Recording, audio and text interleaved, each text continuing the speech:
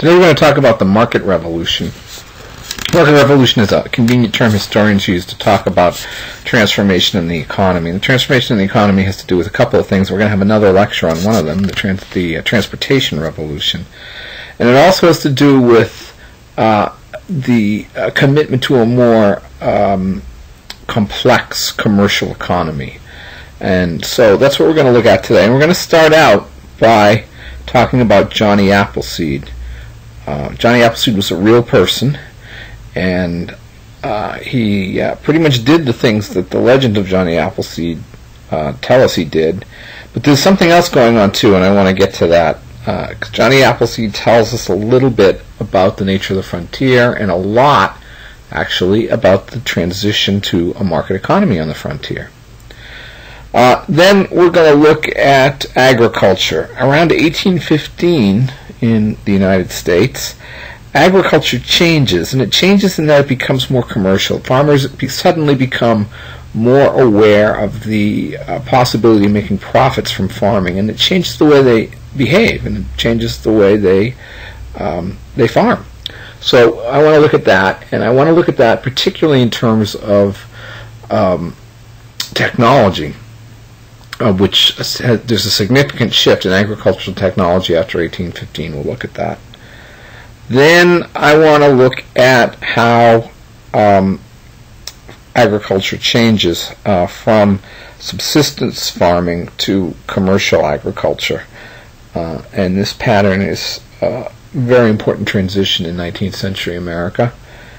And then we'll look at the growth of the market, and finally look at the question of what a frontier is. Themes today, beginning about 1815, American agriculture makes a distinctive shift away from subsistence and toward growing crops for markets. We're going to go into that pretty thoroughly. And then, secondly, the decision to make the shift was made by individuals. It's not dictated by anybody. It's not something that happens all at once in the same place. It's made by individuals, and that's often a difficult decision. You know, we're so immersed in the market today that it's hard for us, I think, to understand how this decision may have been difficult, but I think it was for many people. All right, let's start out about Johnny Appleseed.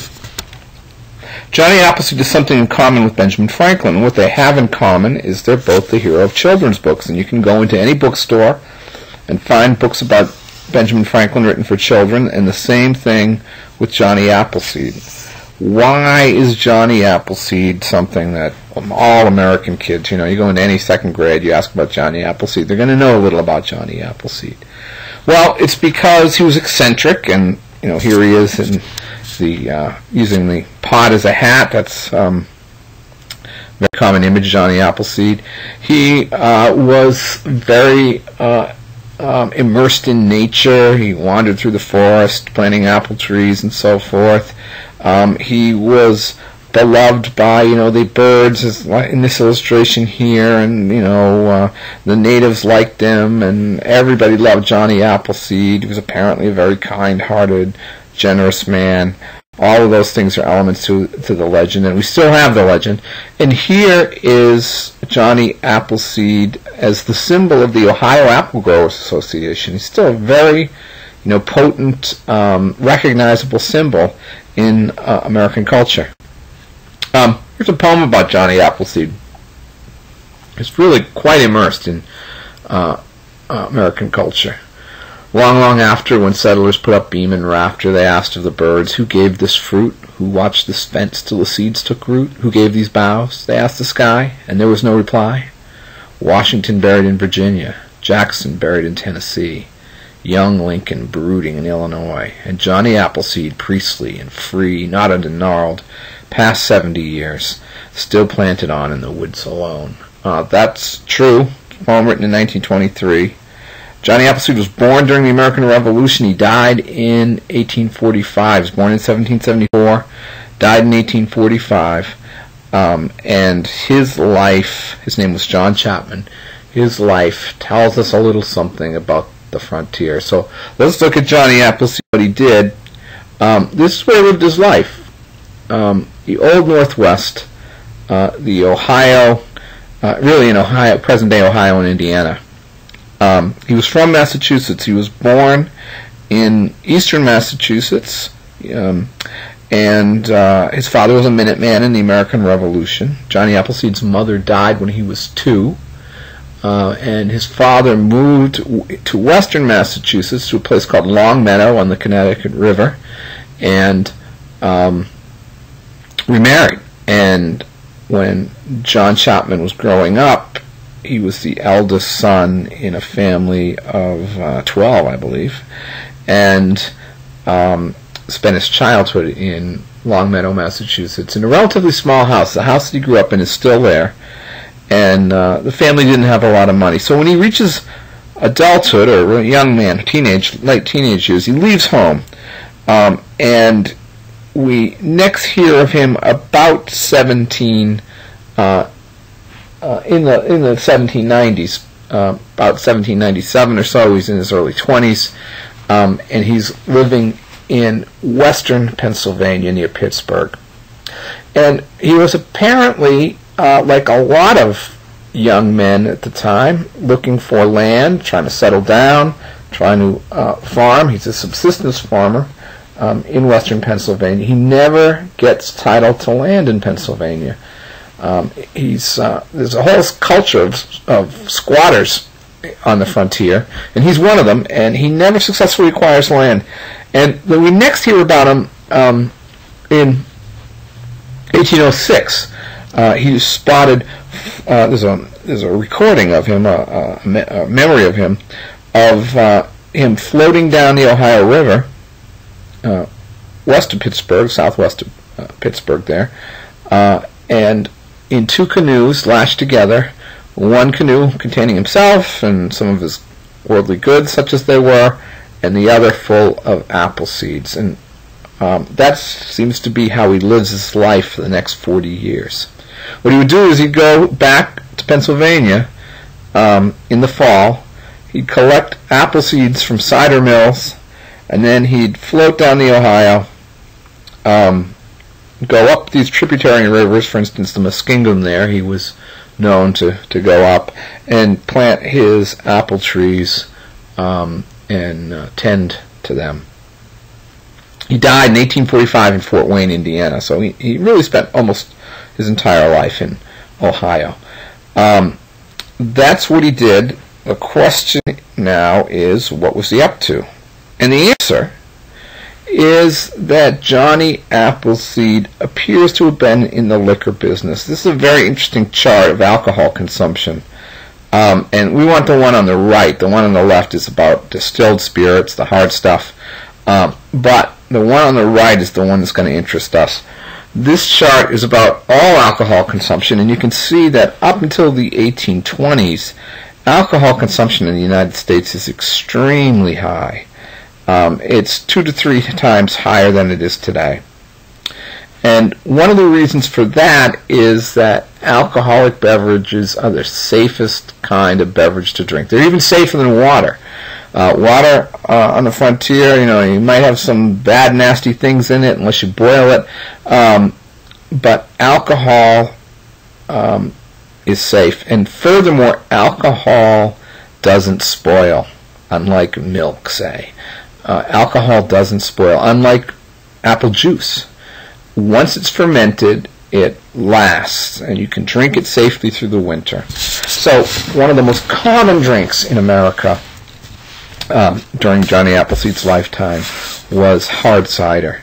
And that tells us what Johnny Appleseed was up to. The trees he was planting were wild apple trees. He didn't graft his trees. He didn't attempt to grow particular types of apples, in other words. Johnny Appleseed planted wild apple seeds, and the trees that grew didn't necessarily contain tasty fruit. It's only a small percentage of the fruit that people would want to eat. So what are they doing with the rest of the apples? Well, they are turning them into cider. So Johnny Appleseed was in the liquor business, in a sense, or he was contributing to it. And that's why his apple trees were welcome by the people who came to followed him onto the frontier. All right, let's talk about how these people are farming and how their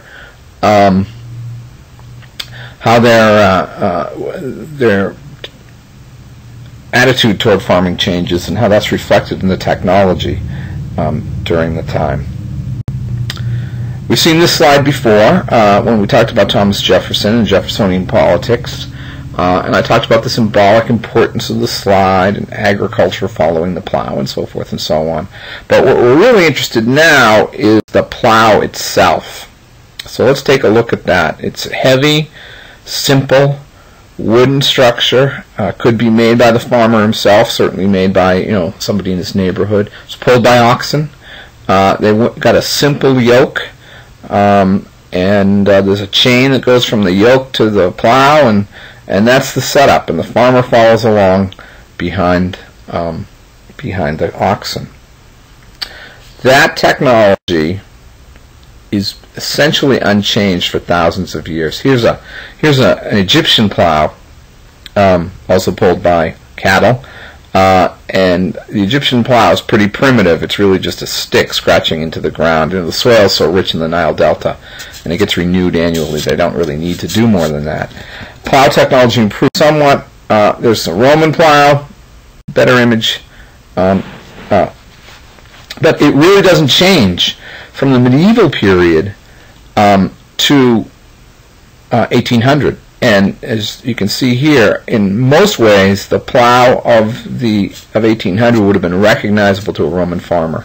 In fact, all of the agricultural technology of 1790 would have been recognizable to a Roman farmer. Let's take another look. Here's the Minuteman statue at Lexington and Concord.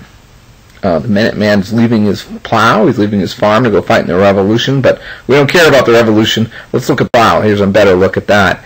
And you can see it's essentially the same plow as the Roman one. Here's another example. This is the statue of Cincinnatus. We talked about Cincinnatus, blah, blah, blah. His importance is a symbol. Here he is in his statue in Cincinnati, Ohio. Take a close look at the plow. It's a lot simpler than the one that the Revolutionary Minuteman has, but not much simpler. The Roman would have instantly recognized the plow used by the Minuteman. He would have known how to use it.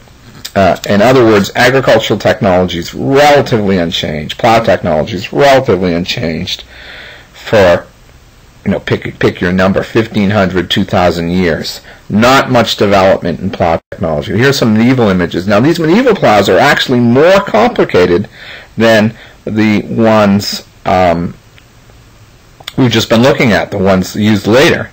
One thing that's invented in the medieval era is the mold board. The mold board is the part of the plow, the big wooden part there that flips the soil. But other than that, that's the major innovation in plow technology. This one has two wheels. It's a wheeled plow. It's a little more complicated. There's a lot of experimentation. Famously, a guy named Jethro Tull, a name you might have heard. Jethro Tull in England comes up with experimental plows, but none of these ever catch on. They're too complicated, they're too difficult to build, and they don't really provide that much better technology. They don't provide better results. So people don't use them. It's not until 1800 that we really begin to see a lot of improvement in plow technology. Here's another image of a medieval plow, not terribly different from the ones you're going to, in fact, this one seems a little more advanced in some ways than the one you'll see in 1800 with that pointed plowshare there. Here's another example, the harrow of 1790. A harrow is something that breaks up clods of dirt once the dirt's been turned over by the plow. It also creates furrows for planting. This harrow in 1790 is a heavy piece of V-shaped timber with holes drilled in it, and we have these little spikes, but these are wooden spikes driven through it, and more dowels than spikes in some ways. And very, very simple. And here is the harrow of 1415 at work. Basically the same thing. In fact, this one's a little more complicated again than the one we see later. weighted down by a rock, and you can see the furrows that it's making, and the guy here in blue is dropping seed into the furrows. There it is in 1415. There it is in 1790. Really not any improvement at all. In fact, arguably the instruments in America in 1790 are more primitive than those instruments used in France in 1415. There's no progress at all. In fact, maybe even negative progress over the 500 years the 400 years from 1400 to 1800. So, very, very static technology. Well, that begins to change around 1800, and it's certainly changing rapidly by 1815. How do we know this? Well, we know in the United States, we know by patent applications that beginning about 1815, there's a surge of patents for new agricultural technology. We also know because plows change. They change, I don't know about other places, but in Britain and the United States, right around this time, they changed dramatically. And I would expect that there's no place else that's any earlier than Britain. All right, so here's the average farm in America as of 1860. And there are a bunch of things to note about this. First, there's just a lot more stuff, which implies there's a lot more specialization going on. Look at all those different blades up against the wall, all the different pitchforks.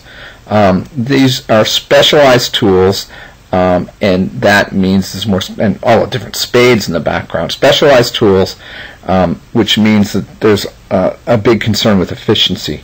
They're also not things anymore that the farmer can make himself. These things are being manufactured.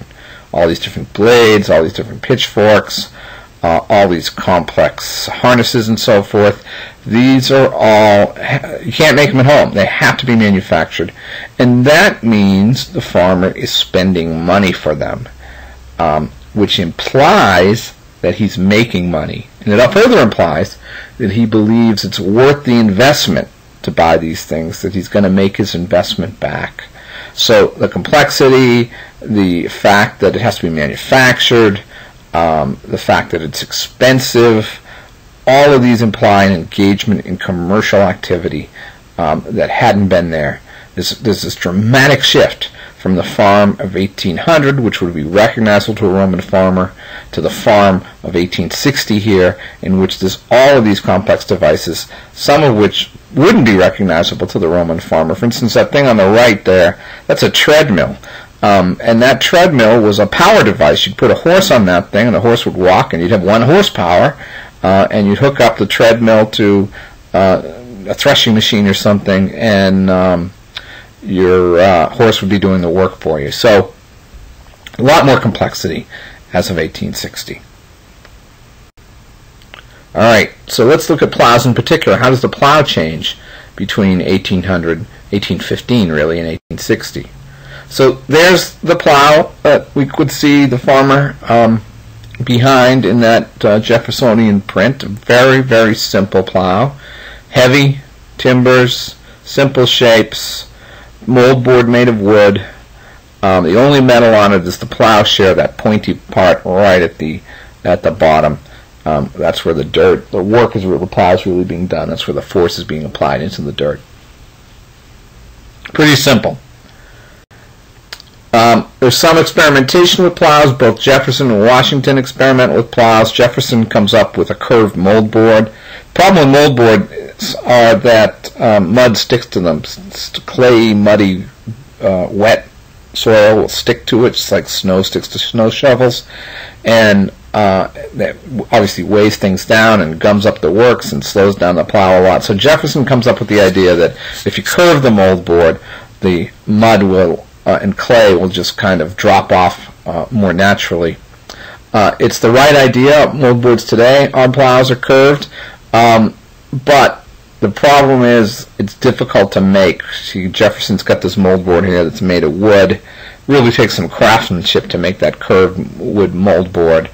Jefferson has these craftsmen around. We've talked about all the things, all the gizmos he made, but your average farmer doesn't. So this plow is just too expensive and too difficult. It's the same problem that Jethro Tull was having. I came up with this improved plow, but it's too expensive to make. Average people don't want it. It doesn't go anywhere. Same thing with Jefferson's plow.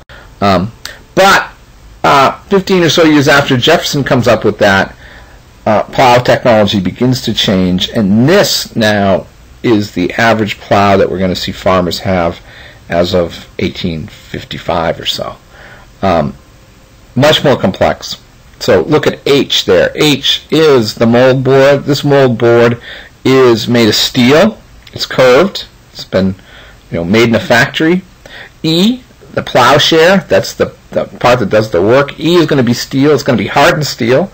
That E is going to be replaceable. It's removable from the plowshare because that's the part of the plow that's most likely to break. Hit a rock or something, dent, get dull. You want to take it off and sharpen it, or it's going to break. You want to replace it completely. So that's a big improvement. We have that section there, CD. That's called the coulter. The CD is it's basically a big knife, and the purpose of that knife is to cut roots. Look at the frame. The frame is much lighter, and it's got those steam curved handles to it. So this is a much more advanced device. It's one that has to be manufactured. You can't make it at home. And it's a much more efficient and much lighter. Looking down from the top, the bottom picture there, the black one, you can see that the farmer stands between the two handles. The plow essentially goes in a straight line, and the farmer is actually a little bit off to the side. And then the line of the plow is the direction that the farmer will be moving. There's another image close up of that. This is how a moldboard works. A moldboard in ideal conditions, actually peat bogs, you kind of get this kind of effect. You can see that the moldboard will lift up, the plow will break through the soil here, it will lift it up and then flip the soil. So you turn everything over, it oxygenates the soil, you get rid of roots, and you can plant new plants. And then look at the bottom right image there, the semicircular one. If you can imagine dirt like plywood that is in layers, you can see that there's an additional action of the mold board. It'll break up the layers, and again, breaks up the soil and oxygenates it. So that's the function of a mold board. All right, here's how the swing plow works. Let's look first at the top. That dotted line there is the level of the dirt. That's the height of the ground. The bottom line, the unbroken one, is the depth of the furrow. So the farmer will stand in between the handles of the plow, and again, the top view at C. He's standing kind of next to the line of the plow, and there is D inside the furrow. He's walking in the furrow. The plow is turning the soil, and the horses are pulling the whole device. Let's take a closer look at that. 1786 versus 1855. Look at the differences here.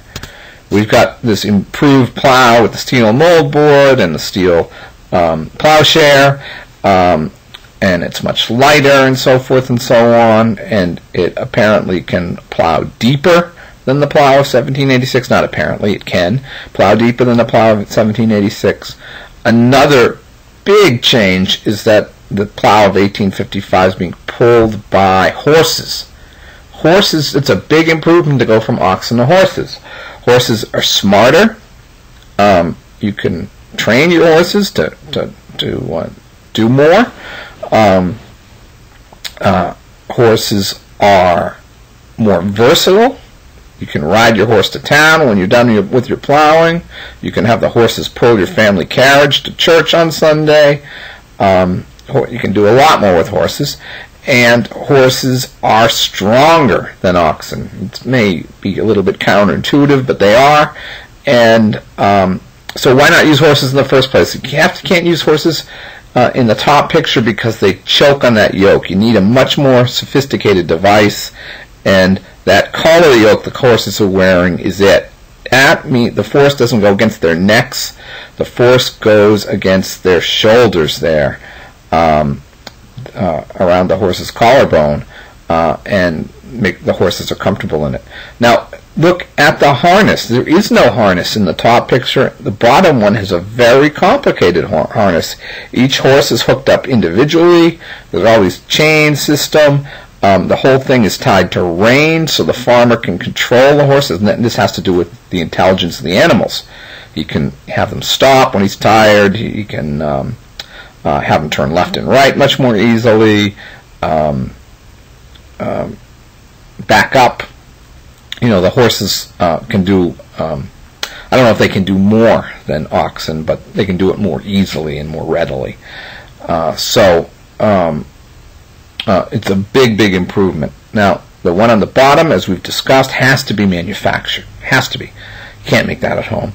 And that means that the farmer has to pay for it, and that means he's got to be making money. So the guy on the bottom is engaged in commercial agriculture. He's selling his crops. The guy at the top, not necessarily so.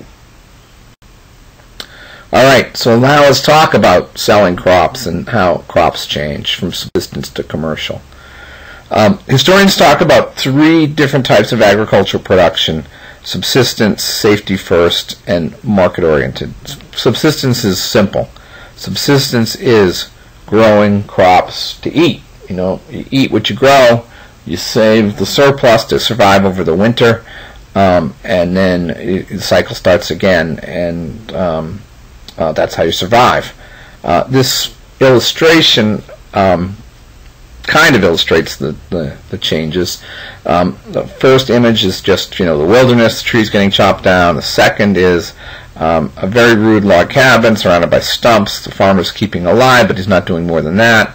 In the third image, he's really improved the situation. Look, he's got windows in his log cabin at this point, better roof and so forth. It looks more spacious. The ground isn't got stumps around it anymore. And in the last image, we've got a full-blown farm going. That's somewhat parallel to the distinction I'm drawing between subsistence, safety first, and market-oriented. Anyway, subsistence farming, you just grow enough to eat and survive until next year. Safety first. Let's talk about that. It's a little more interesting. We've got this image of subsistence farming first, the log cabin surrounded by the stumps, and the family just making enough to survive. All right, here we go for safety first. This is a children's book. Children's book based on a poem by this poet Donald Hall. And in this poem, Donald Hall gives us a pretty good description of safety first agriculture. So let's go to the poem. In October of the year, he counts potatoes dug from the brown field, counting the seed, counting the seller's portion out, and bags the rest on the cart's floor. He packs wool sheared in April, honey and combs, linen, leather, tanned from deer hide, and vinegar in a barrel hooped by hand at the forge's fire. He walks by his ox's head 10 days to Porkson's market, and sells potatoes, and the bag that carried potatoes, flaxseed, birch brooms, maple sugar, goose feathers, yarn. When the cart is empty, he sells the cart. When the cart is sold, he sells the ox, harness and yoke, and walks home, his pockets heavy with the year's coin for salt and taxes. And at home by fire's light in November cold, he stitches new harness for next year's ox in the barn, and carves the yoke, and saws planks, building the cart again.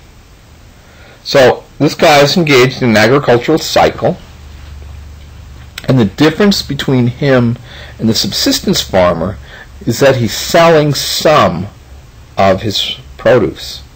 All kinds of varieties of stuff, maple sugar, goose feathers, yarn, potatoes, the cart, the ox, so forth and so on, birch brooms. Everything from his farm, not everything from his farm, every type of product from his farm, he's selling. And what does he use the money for? He pays taxes with it and salt, and we can presume that if he drinks coffee, he buys something maybe some rum, something he can't grow in New Hampshire, what this poem's about. Maybe a few luxury items, a nice tea set for his wife, or even some linen for clothing for her. So he engages in the market. He engages in the market, though, in a limited way, because most of the produce of his farm he's using for himself. He's living off of it. He's essentially a subsistence farmer who has access to markets and sells a surplus in those markets to get a little extra cash for the other things to improve his life. Now, subsistence farming and safety first farming have something very important in common, and what they have in common is that variety is the strategy that the farmers use. What I mean by that is that they grow all sorts of stuff. If you're a subsistence farmer, you got to give yourself adequate nutrition. You can't just grow one thing. You have to have chickens and have a cow and have sheep and have a garden and grow potatoes and make maple sugar and everything you can think of to keep you alive. One thing, it's better for you, and for another thing, if something goes wrong, let's say there's a potato blight, and your potatoes all die, you've got all this other stuff to live off of. It might be a hardship, but it's not going to kill you. So it's a viable strategy. It's really the only reasonable strategy to grow a variety of stuff. And the safety first farmer does the same thing. The safety first farmer is concerned with subsistence first. He's concerned with safety, his own safety, and his family's safety first. And then, if we have a surplus, we can sell it and engage in market behavior. But if we have a bad year, well, we don't take as much to market that year, but we're still okay. So safety first farming and subsistence farming are very, very similar. Really, the only difference is access to markets. If you have access to a market, then it makes sense to sell your surplus rather than maybe let it rot in the barn or whatever. And the transition from subsistence to safety first is a real natural transition, and it really is just, I would believe, a product of the ability to sell it to somebody. The first image we had of the cabin in the woods surrounded by stump, there's nobody there to sell your surplus to. But as soon as you get some neighbors, as soon as it's like a market to go to, some kind of trade develops, well, you're going to start to engage in safety first farming. It just is a natural transition. So those are the first two types of farming. It's the third, commercial agriculture, that is really concerns us, because this is something entirely different. Look at the reaper here.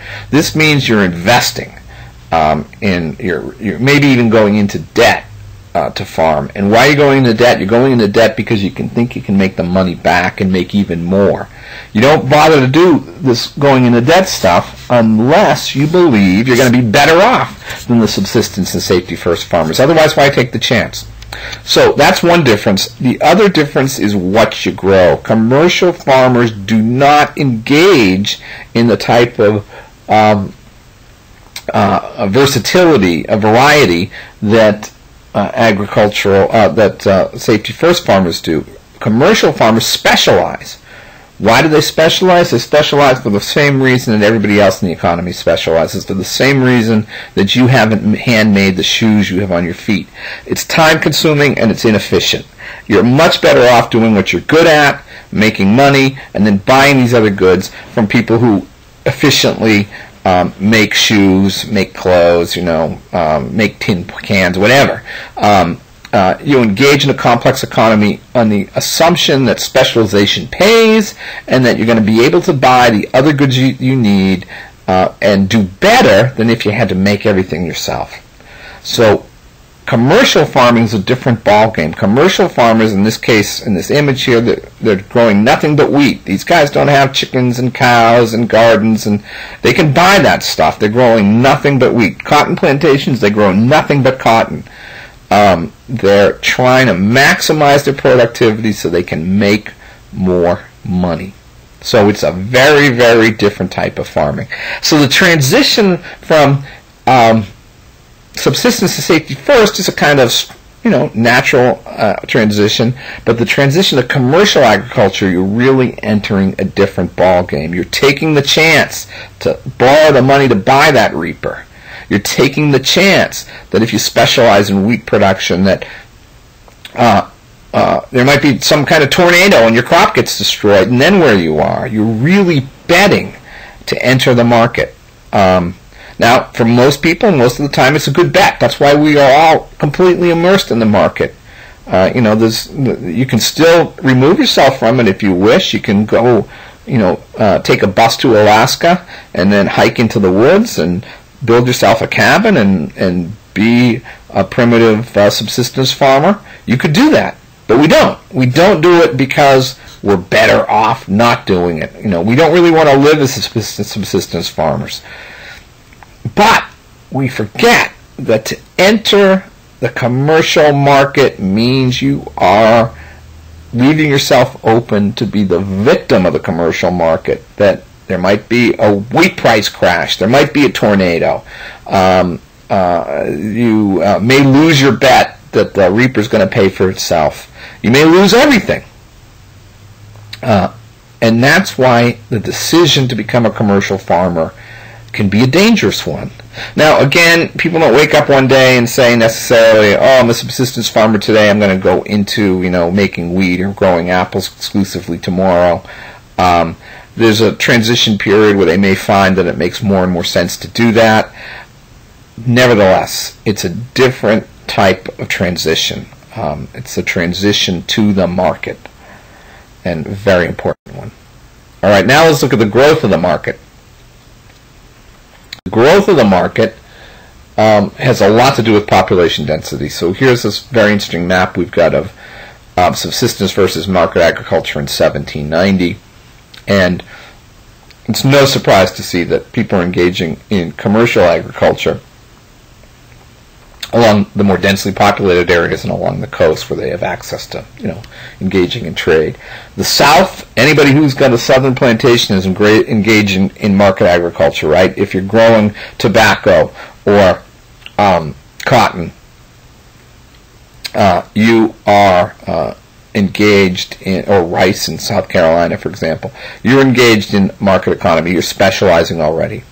And really, all side plantations are that way. Only maybe the smallest farmers with one or two slaves they may be safety first farmers, but even them, it's highly unlikely. And then there are market areas. For instance, in New Jersey, the Garden State. Why is it the Garden State? Because the farmers in New Jersey have Philadelphia and New York City on either side of them, and they are growing food commercially to feed these people in the cities.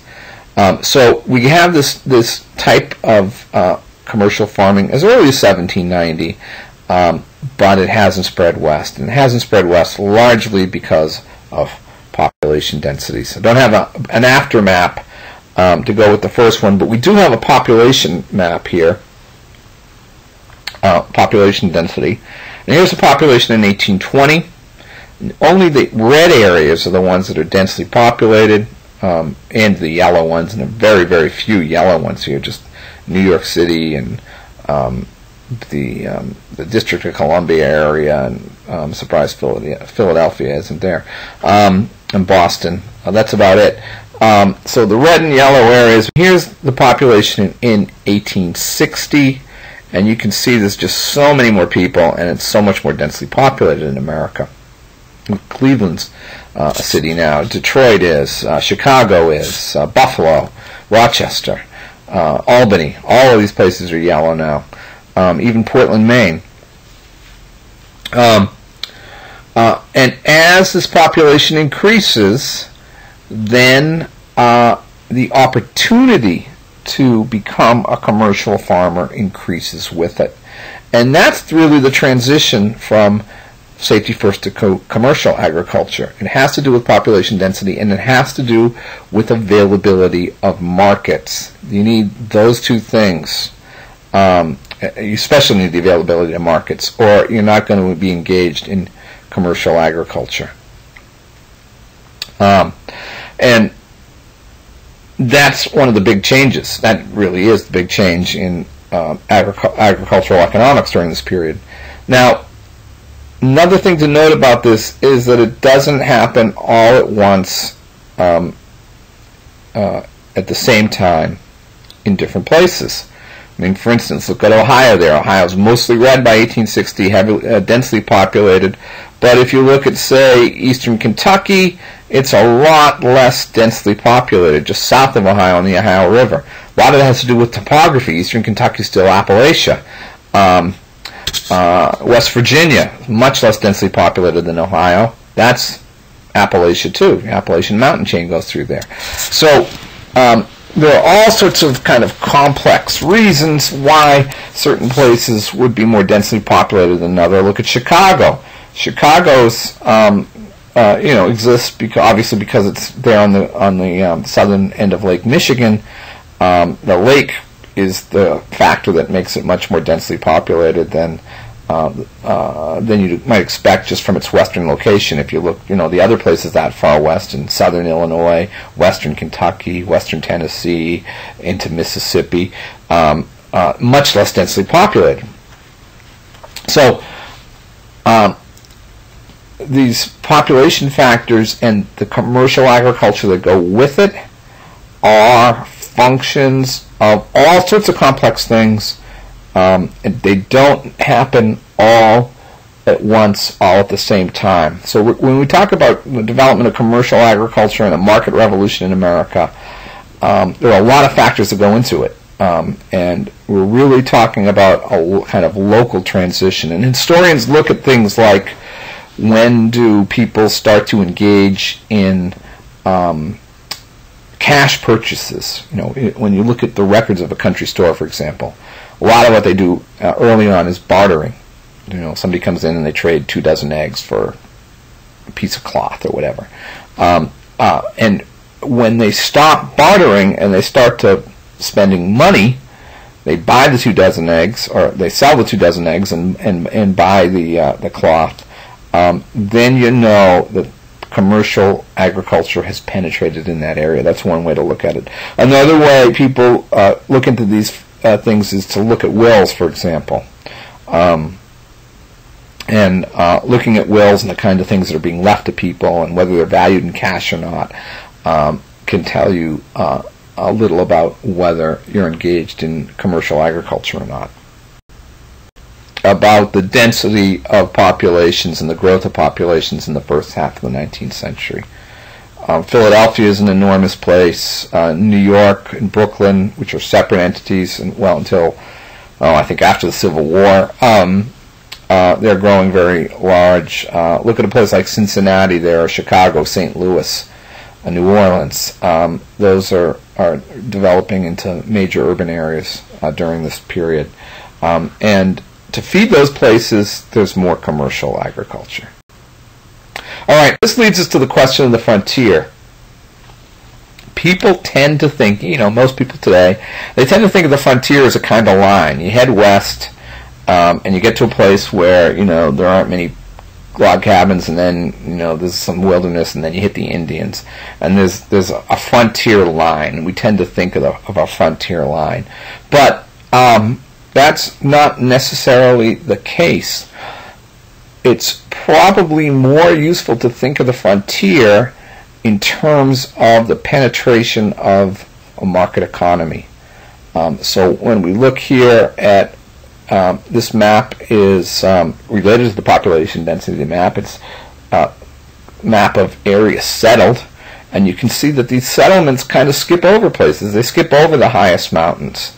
They follow rivers. Look at the Mississippi River and the Ohio River. They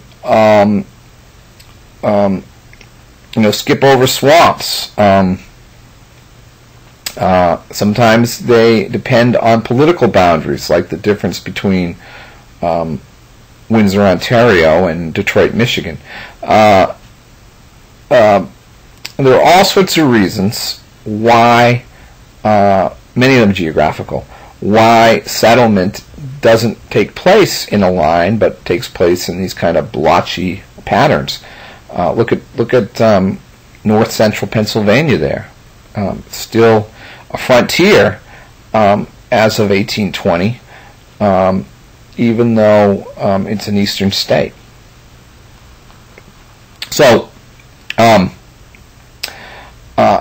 it really doesn't make sense to think of the frontier as a line. It makes much more sense to think of it as defined by commercial activity. Some historians like to talk about the frontier being defined by culture. Frontier is the area in which different cultures meet. And that's not necessarily incompatible with this definition of commercial activity, because you can think of commercial activity as a cultural activity as well. In any case, we should think of the frontier as a little more complex, and that discussion really begins among American historians about 1890. 1890 is a very famous speech given that says the frontier is closed in America. Here's a population density map of 1890, and as far west as the Great Plains, America's pretty densely populated, and west of there, until you get to the west coast, there isn't enough rainfall for dense population. Nevada, for example, it's tough to have a lot of people in, say, northeastern Nevada because there isn't a lot of water. So the argument's made in 1890 that the frontier is closed and the United States is going to have to look elsewhere, that the phase of our history where we've been settling the wilderness is now over in 1890. Very interesting. So a couple more images of this transition. The squatter's cabin in Minnesota, where they're engaged in subsistence or possibly safety first agriculture, to a map of roads, rivers, and canals as of 1840, and that's another way to think of market penetration. The more access you have to transportation, the more likely you are engaged or going to be engaged in the market. The more tempting the market becomes, the more available it becomes. So the transportation system is, besides population density and settlement patterns, is the other key indicator when you're going to be thinking about the end of the frontier, the end of safety first and subsistence agriculture, and the beginning of the engagement in commercial life. And we're going to talk about the transportation system. Here's the railroad system as of 1860. Look how dense it is in the northeastern United States and upper Midwest. We'll be talking about the growth of the transportation system in the next lecture.